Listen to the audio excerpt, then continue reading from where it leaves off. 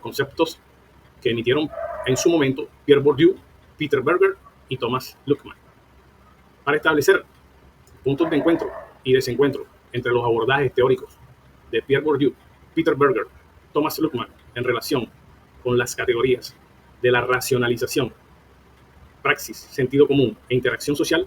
Podemos considerar los siguientes aspectos. En el tema de racionalización, Pierre Bourdieu mira la racionalización a través del concepto de hábitos, donde una persona que ha crecido en una familia de clase media alta, donde desde pequeña ha estado expuesta a actividades culturales como ir al teatro, visitar museos y leer literatura clásica, estas experiencias se internalizan y forman parte de su hábito, es decir, sus disposiciones internas que guían su comportamiento. Prácticas sociales. Una práctica social es el cómo saber comportarse en un entorno, ya sea la manera de vestir, la manera de interactuar, etc. Las disposiciones internalizadas es la comodidad con la que se siente hablando de temas que a la persona le interesan y les permite establecer conexiones con los asistentes y comparten intereses similares. La racionalización. La racionalización en el contexto se ve como la estructura, la vida profesional y social, ve cómo avanza en su capital social y cultural, donde su carrera se ve involucrada en todos estos aspectos. En el caso de Berger y Luckmann, ven en la construcción social de la realidad la racionalización como un proceso de las instituciones sociales donde legitima su naturaleza. Bourdieu mira la praxis influenciada por el hábitus y el capital social. Berger y Luckmann relacionan la praxis con la construcción y el mantenimiento de la realidad social a través de las acciones cotidianas. Bourdieu mira el sentido común moldeado por el hábito y las estructuras sociales, los ejemplos que colocábamos anteriormente, de las acciones de los individuos. Berger y Luckmann en el sentido común, donde dicen que el conocimiento que los individuos tienen se construye socialmente a través de la internalización y la socialización. Bourdieu mira la interacción social como una medida por el capital simbólico dentro de los campos sociales. Berger y Luckmann interaccionan socialmente, donde lo fundamental es la construcción de la realidad, donde los individuos crean y mantienen significados compartidos.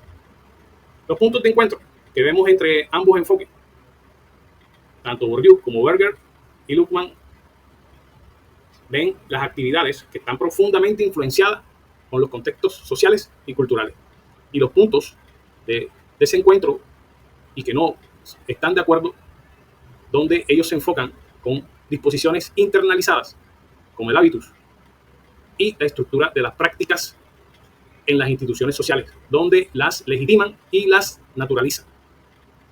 Este análisis permite al estudiante identificar cómo cada teórico aporta las perspectivas únicas sobre estas categorías.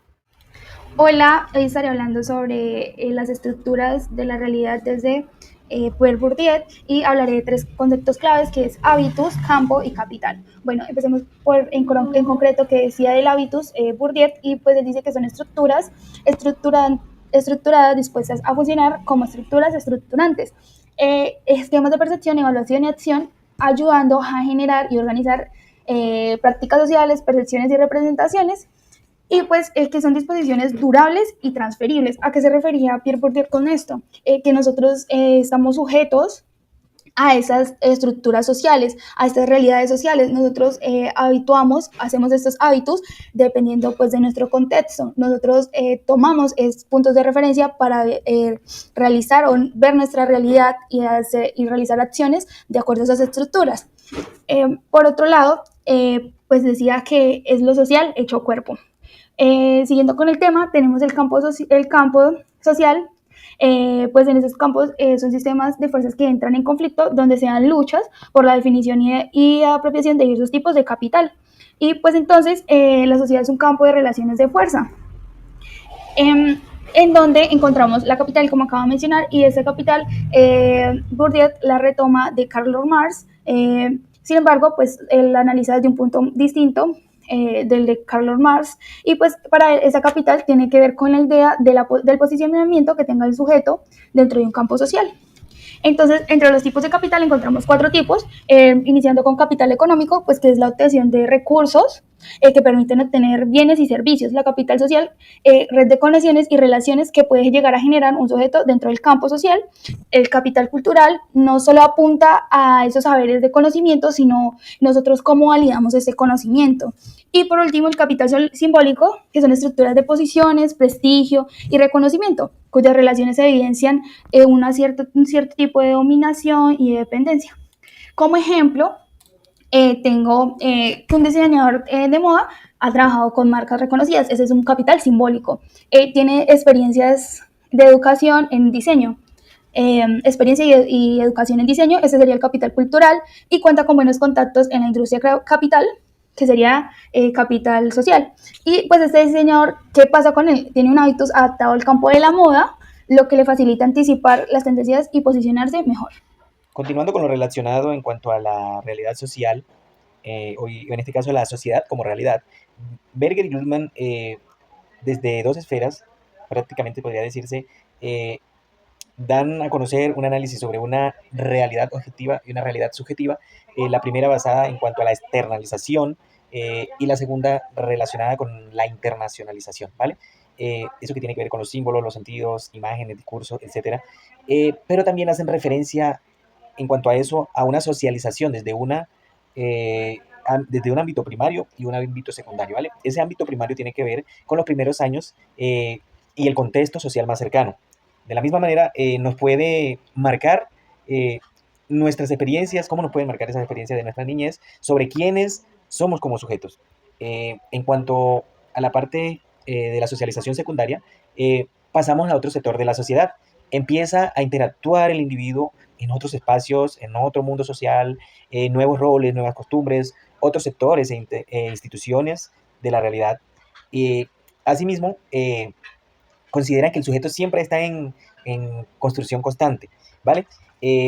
Luego podemos mirar las categorías principales entre estos 2 autores. La primera es la habituación, que tiene que ver con esas acciones que realizamos en la vida cotidiana, sobre lo habitual, los pequeños hábitos, y los vamos interiorizando. Por ejemplo, cuando sabemos que tenemos que saludar, ¿vale?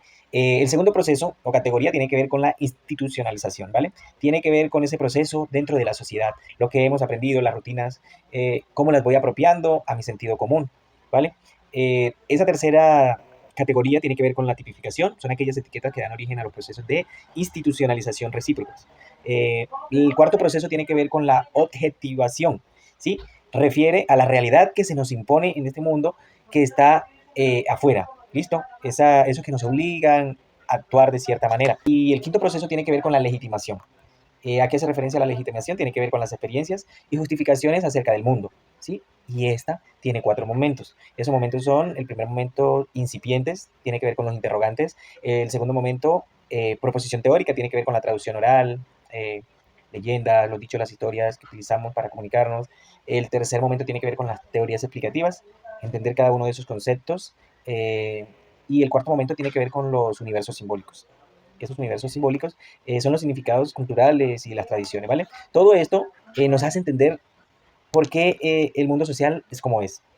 Básicamente, esto es lo que nos quieren pues dar a conocer tanto Berger como Luhmann. Las teorías de Bourdieu, Berger y Luhmann mantienen una extraordinaria vigencia en nuestra sociedad contemporánea, particularmente en una era donde la construcción de la realidad social se ha vuelto mucho más compleja que nunca.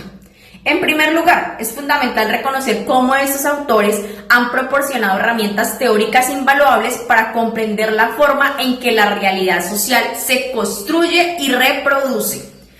Sus perspectivas son especialmente relevantes en la actualidad, donde las redes sociales y los medios digitales han añadido nuevas capas de complejidad a la construcción de la realidad social.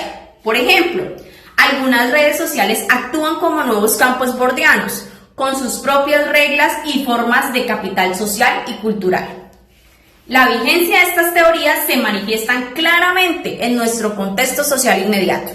De manera personal, quiero mencionar que estoy próxima a finalizar mi carrera como trabajadora social y he podido observar cómo las instituciones sociales siguen jugando un papel crucial en la construcción de realidades y en la reproducción de desigualdades.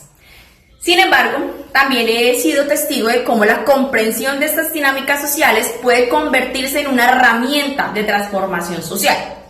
Mi propia experiencia académica ejemplifica el poder transformador de estas teorías, el cuestionamiento de estructuras sociales aparentemente naturales, la deconstrucción de patrones generacionales y la reconstrucción de nuevas formas de entender y relacionarme con el mundo social. Es por ello que decidí estudiar sociología para ampliar con mayor profundidad mis conocimientos. Esto demuestra que, si bien estas teorías nos ayudan a entender cómo se reproduce el orden social, también nos proporciona las herramientas para transformarlo. Para concluir, la relevancia actual de estos autores radica no solo en su capacidad para aplicar cómo se construye y mantiene el orden social, sino también en su potencial para inspirar cambios significativos en una sociedad marcada por profundas desigualdades y rápidas transformaciones. Estas teorías nos recuerdan que la realidad social, aunque se presente como natural, es una construcción humana y por tanto puede ser transformada. El legado de Bourdieu, Bergen y Luhmann nos invita a mantener una mirada crítica y reflexiva sobre nuestras propias prácticas sociales, recordándonos que el cambio social no solo es posible, sino comienza con la comprensión profunda de cómo se construye y mantiene una realidad social. Como reflexión final, quisiera enfatizar que estas teorías no son meros constructos académicos, sino herramientas vivas que permiten comprender, transformar nuestra realidad social. En mi futuro rol como trabajadora social y socióloga, al igual que mis compañeros, estos fundamentos teóricos serán esenciales para promover cambios significativos en las comunidades que trabajemos, siempre recordando que la comprensión crítica de la realidad social es el primer paso hacia su transformación. Gracias.